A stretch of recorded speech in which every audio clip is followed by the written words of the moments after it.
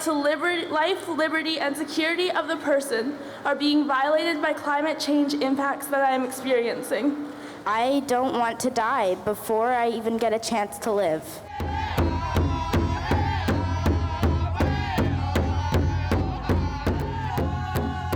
Thousands have gathered to rally against climate change. We're expecting to hear from young climate activist Greta Thunberg sometime this hour. The issue of climate change, of course, is center stage this week following Monday's election when 2/3 of Canadians voted for parties that back a carbon tax. Right now, a number of Conservative premiers are fighting the federal government's carbon tax. But will the election result change that?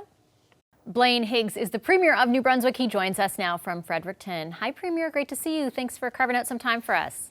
You're very welcome. It's nice to be here. Let me start off by asking, I've heard you make a few comments since the outcome of the election, particularly where the federal carbon tax is concerned. But I just wanted to ask you myself, does the outcome of this election mean that you'll be pursuing a plan that now does meet federal requirements?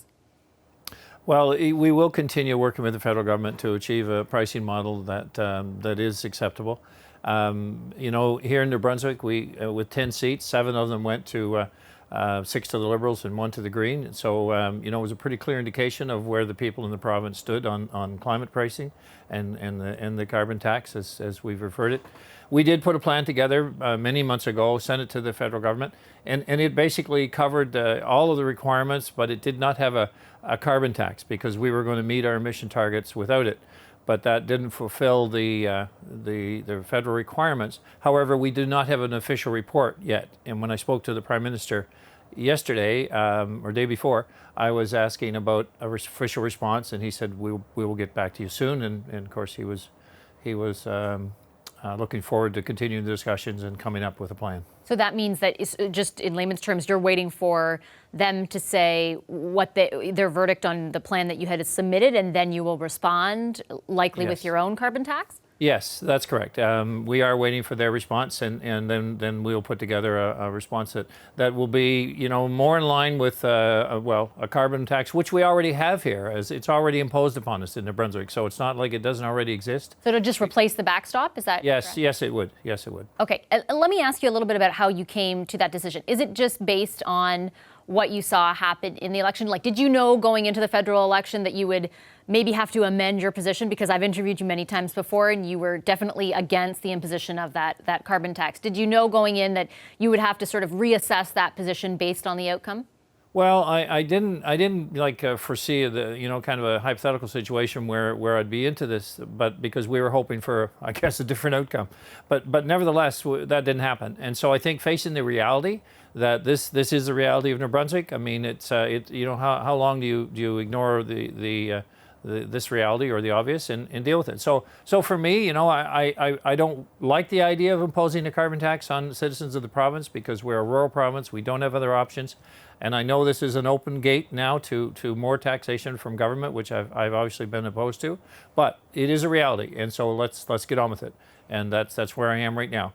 And so we'll do just that. There are a number of other premiers, and I think I in fact even interviewed you at the same time as Premier Scott Moe from Saskatchewan at one point about this very issue and a host of others. But a number of other premiers that are fighting, quote unquote, the carbon tax as well. Have you had any conversations with them, and do you plan on pursuing intervener status in either the Saskatchewan or Ontario court cases? Yes, I do plan on continuing intervener status, and I have spoken to Premier Moe. He is in a different position. I mean, obviously, in his province, as with the province of Alberta, I mean, it was very clear the mandate that they received from the electorate was their position was solid against the pricing, but against kind of the whole economic philosophy of the federal government. So in any case, we are in two different scenarios. I will continue as an intervener because it's not about just the carbon tax. It's about jurisdictional rights and does the federal government actually have the authority to impose this? But then what does that mean for future impositions going down the road? So that's why we'll continue on with understanding and getting clarity in that regard. Well, help me square the circle, though, because the case is very specific to the imposition of a carbon tax. I mean, I understand that there are provinces worried about the precedent that it might set, but the case itself is specific to the carbon tax. So if you're willing to listen to the voters and apply one or impose one yourself now, why still expend resources fighting it at the legal level? Well, as interveners, I mean, we will be supporting the case that's being put forward by the other provinces, and you know, primarily using our internal resources to do so. You know, we could make it more specific and have our own challenge, but that really, this will set the bar. I mean, if this becomes that they do have the right and capability to do this, it doesn't really matter if it's specific to the carbon tax. It is like, do they have that jurisdictional capability or authority to download this on provinces? So I think it will be the something that tells us, you know, the powers that a federal government has. So for me, it'll determine once and for all kind of where this position stands, but be a good indicator of where others would stand going forward. So let's say the court appeal, the appeal itself is successful, and the court rules that the federal government doesn't have the ultimate jurisdiction in imposing a federal or a carbon tax period.